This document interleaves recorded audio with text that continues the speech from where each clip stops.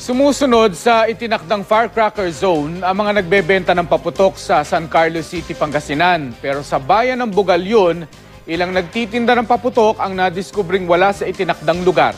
Makibalita tayo kay Michael Sison ng GMA Dagupan. Sa pag-iikot ng GMA Dagupan News Team sa Bugalyon, Pangasinan noong Biyernes, wala kaming nakitang nakapwestong tindahan ng paputok sa harap ng pamilihang bayan kahit itong tinalagang firecracker zone sa lugar. Pero sa loob ng pamilihan, nabisto ng Bureau of Fire Protection ng mga panindang paputok. May mga nakita ring illegal na paputok. Nang mapansin ng mga tinderang mga tauhan ng BFP, dali-dali pa nilang pinagbubuhat ang mga paputok at tinangkang itago. Pero napigilan sila ng mga otoridad. Bigyan po muna po natin sila ng warning, first warning and then second warning. Pag inulit pa nila, kailangan po namin kumpiskahin. Napag-alaman din ng BFP na walang permit magtinda ng paputok ang mga nahuling tindera.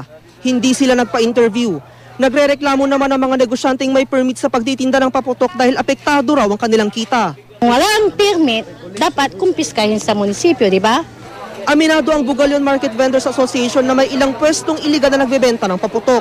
Sang-ayon daw ang presidente nito kung tuluyang ipagbabawal ang paputok sa kanilang bayan.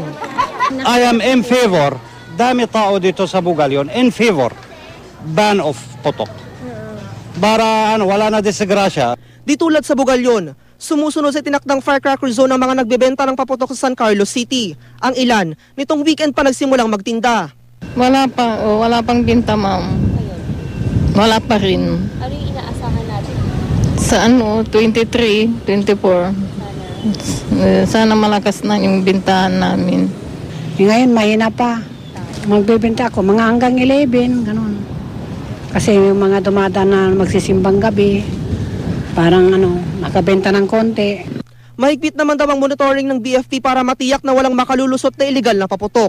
Hindi po kompleto yung mga requirements nila, maaari nating i-seizure o kumpiskahin ang mga produkto nila, saka na lang natin ibibigay kapag nakapag-comply sila. Michael Sison, Nagbabalita, Pilipinas.